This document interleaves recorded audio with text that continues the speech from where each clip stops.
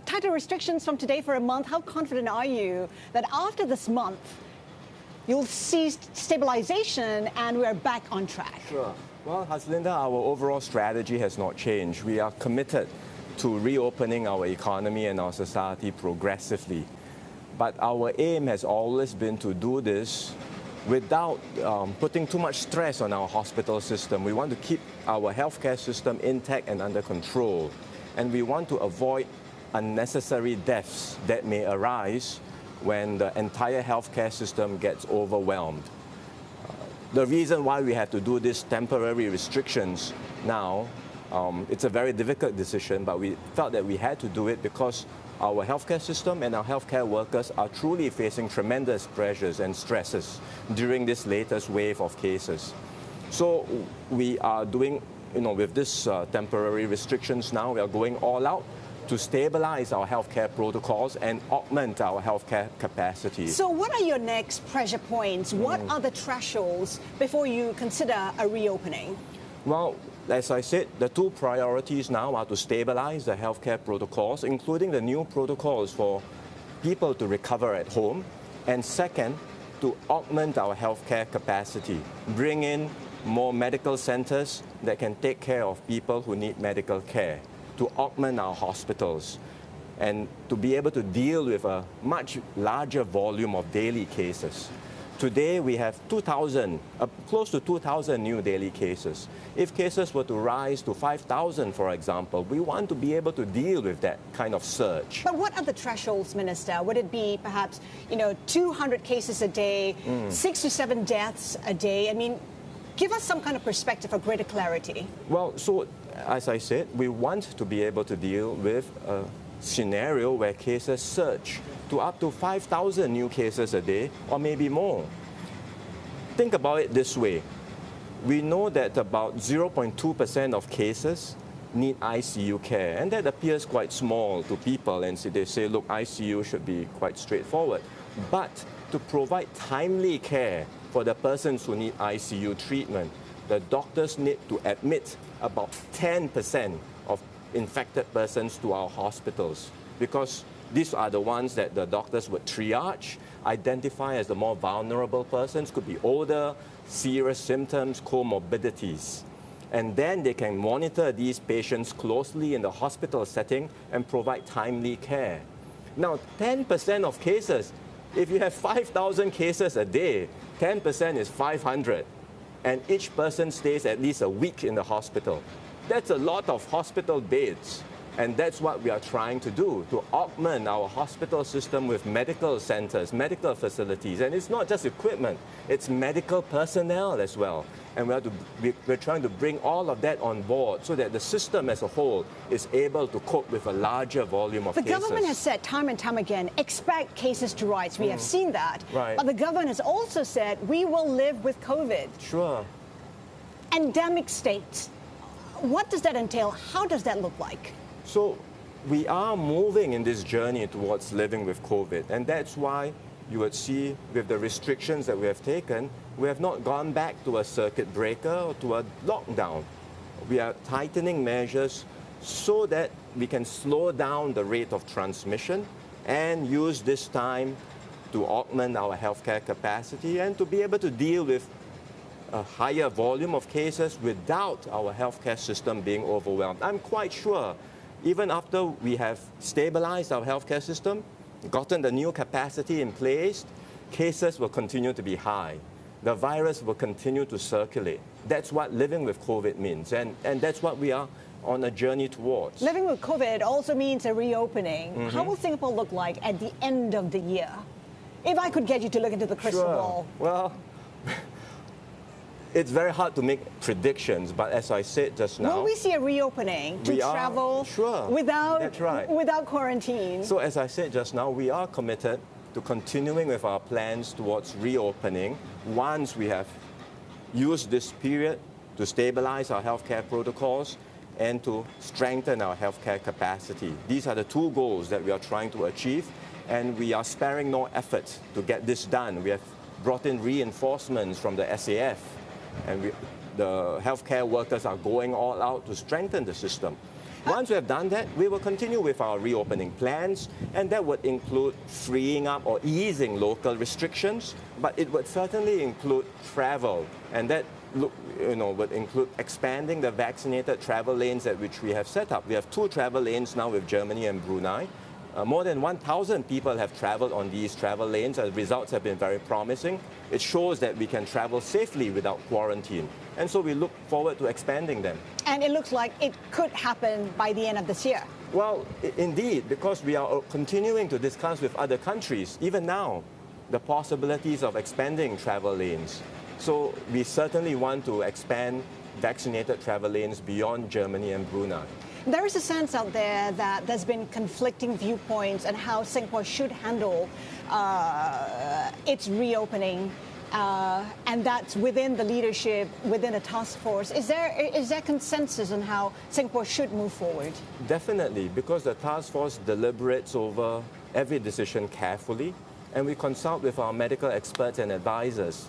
This particular decision was a very difficult one to take. We did not make it lightly. We knew that it would cause pain, frustration, and anger amongst many people who had been looking forward to continued reopening. We understand that. But collectively, when we looked at the data and the evidence together with our medical experts, we just felt that there was a huge risk of the healthcare system becoming overwhelmed, and we have to protect the healthcare system. And that's why we made the decision we did. There's been a lot of frustration among the people, expats and locals alike. Is there concern that it could lead to, I guess, a dwindling of trust in the leadership? Are you concerned about how this is being viewed? Sure, we are always concerned that we do not take the trust that people have in the government for granted at all. And that's why, as I said, we considered this very carefully. But we had no choice because this was a situation where there were indeed a lot of strains on the healthcare system. And so we seek everyone's understanding, support and forbearance for the measures, and we hope everyone can rise in solidarity with our healthcare workers who are facing a lot of pressures, working flat out in the recent weeks to deal with the huge surge in cases.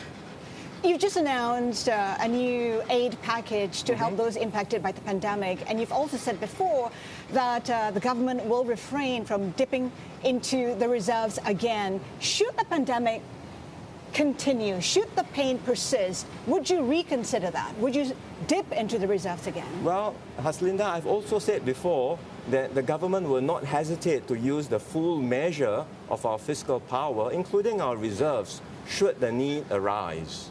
So indeed, if there is an emergency scenario and the economy starts to go back into a recession, there is no doubt we will look at making full use of our fiscal resources to help businesses and workers. But if we are able to continue with our reopening plans and the economy bounces back, as we are projecting to this year, 6 to 7% growth, then I think we should live within our means as much as possible. And I think that's a fair and judicious way of, responsible way also of managing our fiscal balances and a judicious way of balancing between the needs of present and future generations. Might your 6 to 7% growth projection be at risk given where we are in the economy, given the restrictions we continue to see? I'm quite, well, MTI looks at the economy very closely, and up to now, we still believe that 6 to 7% growth is achievable. We need to understand that a large part of our economy is externally oriented. More than 70% of our sectors are outward facing. So the key is not so much domestic demand, but external demand. And so long as external demand remains strong in the major economies, we should be able to achieve 6 to 7% growth this year. Minister, murmurs on the ground about a possible wealth tax. Where are we on that? Well, the Finance Minister never rules out any revenue options. And we've said before, we do have wealth tax in Singapore in the form of property tax. But we consider all options as part of our budgets every year. And the key, ultimately, is that our revenue and tax system remains one that's fair, equitable, and progressive. What's being considered and what are the key considerations in whether or not to carry out this wealth tax, perhaps even new ways of taxing wealth? Well, you're asking me questions about what I might say in the budget, which might be a bit premature. But what are the key considerations? The first consideration is we need to ensure we have sustainable finances. We want to uphold a culture of fiscal stewardship and sustainability in Singapore, which is, yes, we have the reserves as our rainy day fund, meant for national emergencies. But by and large, let's live within our means. If there is no crisis, no emergency, we should be able to sustain recurrent expenditures using recurrent revenues. And so we have to manage this because the expectations for rising expenditures are growing to cope with an aging population, to cope with social needs. Then within the revenue system, we have to make sure that it is a tax system, the overall taxation system is one that's fair and progressive, that those with the means are able to pay more. And I think in that context, any form of wealth tax would fit into that broader system. Investors are beginning to see China as a growing risk, especially the clampdown. And over the weekend, we saw how China clamped down on the digital space, putting a lid on cryptocurrencies. Your thoughts on that, coming from a country that's pretty progressive and look positively at digital assets? Well, China will have its reasons for managing some of these concerns that it has. So I think what we watch over carefully and more closely are not just the regulatory moves, but the overall, the broader impact on the Chinese economy. Because as I said, so much of our economy is outward facing, and if there is a slowdown in external demand, for whatever reasons, it can have an impact on the Singapore economy. For now, we think that China's economy will still continue to grow. There may be some impact from the various moves that it has made, including from concerns over Evergrande recently.